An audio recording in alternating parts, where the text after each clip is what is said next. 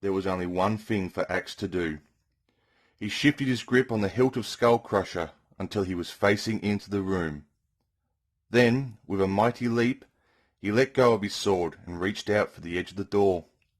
It was still a long shot, though, because Axe had no ground to push against, and had to overcome the forces of gravity too. Luckily, he managed to grab the stone floor's edge with one hand. Even so, for a second, he dangled precariously. He quickly brought his other hand up and took hold of the floor's edge, and then finally remembered to breathe. The barbarian clambered up and was soon safely on solid ground again. He then turned around, back towards the abyss, lay down on his stomach, and began the task of freeing Skull Crusher from the stone floor without dropping it. The sword finally popped loose, and Axe breathed a sigh of relief as he once more walked back towards the door on the other side of the room. He hadn't got far when it began to open. A figure entered, a massive figure, larger than any he had yet encountered, dressed entirely in gold armour from top to toe, with a large gold broadsword and an equally large golden shield. Axe wondered if this was the force behind Death Adder, whether he'd finally arrived at his quest's end or not, when another figure came in, identical to the first, down to the last detail, even the colour of the armour. Axe backed away from the door towards the edge of the room again, wondering how he was going to fight these demons, and whether he should use his magic now, or save it for later. Axe chose the latter option, stopped at the edge of the room, and waited for the advancing guards. Like so many of the foes he defeated already, they seemed coached in some very basic combat tactics, and it didn't look as if they'd come top of the class either. The gold giant split up and attempted to come at Axe from the front and the back at once. Axe raised Skull Crusher above his head and began spinning the sword before either of them had got into their final positions. Axe was now supremely adept at this manoeuvre, and struck out at the giant furthest away from the edge of the platform first. If he was going to be hit by the second giant while he was occupied with the first, then it was a far better thing to be knocked into the room than out of it into oblivion. Skull Crusher struck with a mighty clang that clearly dented the gold breastplate of the first giant, knocked him off balance, and sent him onto the floor with a loud thud. Axe followed through his actions to bring the sword, still spinning, back above his head. He turned quickly and in the same movement swung again at the second giant. Skull Crusher found its mark, and the giant crumbled as it fell backwards. This one had no stone floor to land on, though. Axe just had the one gold-armoured giant in the middle of the room to contend with now. He was already clambering to his feet as fast as his armour and injuries would allow. Axe ran towards the giant and shoulder-charged him. The blow landed well, knocked him back to the floor, and made him drop his sword and shield. Axe didn't follow up the attack and finish the giant off, as he could have done, though. Instead, he backed off towards the very edge of the room. The giant quickly found his feet and seized the initiative. With Axe so close to the edge, it was impossible for the soldier to resist the temptation to administer his own shoulder charge on Axe and send him forever into blackness. Or so he thought. The giant charged. Axe was faster, and the giant tumbled over the edge to join his clone. The barbarian wondered which one would hit the ground first. He still hadn't heard anything land. Then he started pondering about a curious theory he'd heard from a strange wizard. The theory claimed that if you dropped feathers and bricks over the side of tall buildings, both would hit the ground at the same time. It seemed highly unlikely to him. Axe checked his pouch. 6 bottles still. The warrior was very pleased, but he didn't allow himself to dally. The door at the end of the room led somewhere, and Axe had to find out just where. He walked towards it and stopped to listen. There was nothing to be heard, so Axe twisted the iron ring that lifted the latch on the other side of the door and pushed.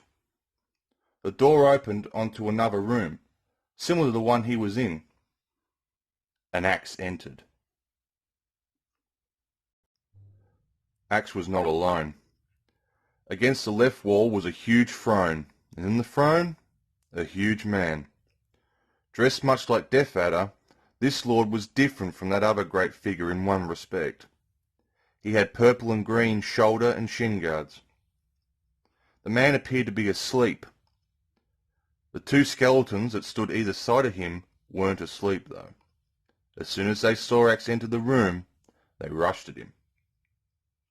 The sound of the movement caused the man in the throne to stir, and he opened his eyes. He saw Axe and bellowed for the skeletons to stop. "So, you've made it here, have you? Axe Battler the Barbarian." Axe didn't answer. "You have surprised me at every stage of your journey, so I guess I should have been expecting you, really," boomed the huge figure. He rose and picked up the large battle-axe that had been propped against the side of the throne. "But 'tis no matter. This is as near as you shall get to recovering the golden axe." "Who are you, and how do you know me?" asked Axe, casting furtive glances at the skeletons who were poised like tethered dogs. "Oh, yes. You thought Death Adder was in charge of the show. Well, as you are about to die, my friend, it can do no harm to fill you in on the gaps in your knowledge." The strange figure seemed not in the least bit worried by the presence of Axe. It was almost as if he'd invited him there. "My name is Deathbringer," he intoned. "I am all-seeing and all-powerful. Well, I am now that I have the golden axe. But, you see, I couldn't let it be known that it was indeed me behind the plan to conquer Uria, because if people know, then they always think they can come after you. People like you, Axe Battler. And I have no time for such irritations. I set Death Adder up as the head of the invasion so that I would be protected, and so that he would have to deal with any intruders. You, my friend, have got further than Death Adder and myself would have liked, especially Death Adder. But he's expendable, like everyone else." Axe was stunned. The memories of Alex flooded back, and he charged towards Deathbringer with his sword held high. Deathbringer motioned towards the skeletons, and they leapt into action. Axe was so fired with anger he was oblivious to the pain, and he cut and sliced at the creatures until both lay crumpled on the ground. They were not dead yet, though. Their bones soon reassembled, and the two skeletons were back on their feet in no time. Axe was sure he'd dealt both of them enough punishment to finish them off, and was just about to start on them again, when Deathbringer cast his hand towards the ground. The floor erupted as small volcanoes appeared everywhere. Axe felt the heat and pain flow through his body as the magic hit him with full strength. Soon he was on his back in agony. The volcanoes disappeared, and Axe felt pleased he had survived the magic attack, when, suddenly, a huge dragon's head, not a real dragon, because Axe could see through it, appeared in the sky and started to breathe flames all over him. The flames were real enough, however, and Axe was soon screaming as the magic fire seemed to enter every pore of his skin. The dragon disappeared, and Axe groggily got to his feet. He quickly put his hand in the pouch and hit Deathbringer and the skeletons with some magic of his own. When the magic abated, Axe chose to ignore the skeletons as much as he could and concentrate on hitting Deathbringer with his hardy skull crusher. That was easier said than done, however.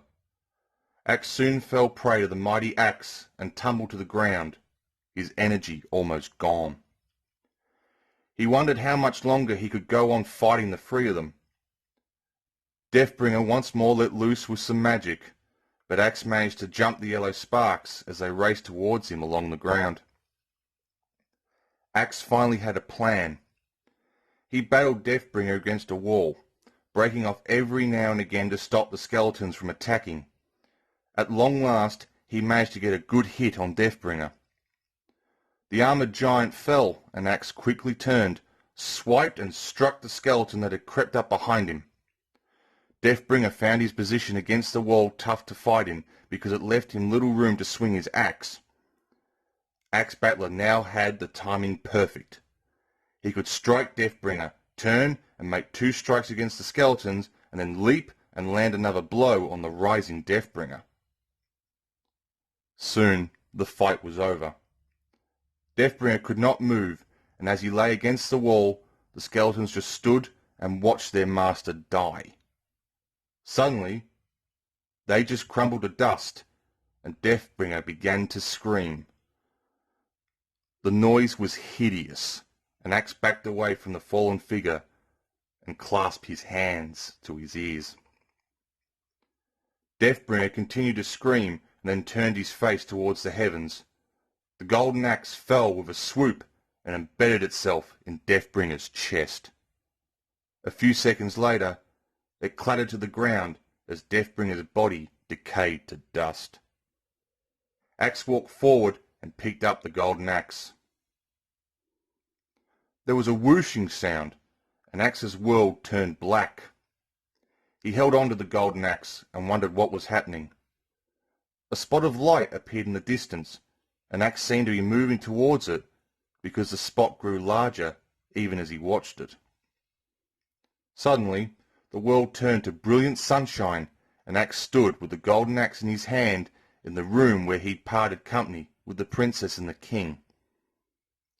The barbarian handed the golden axe to the king and began walking towards the door that would lead him to the tower and fresh air. The king and princess were silent as they watched him walk away. The end. Or is it just the beginning?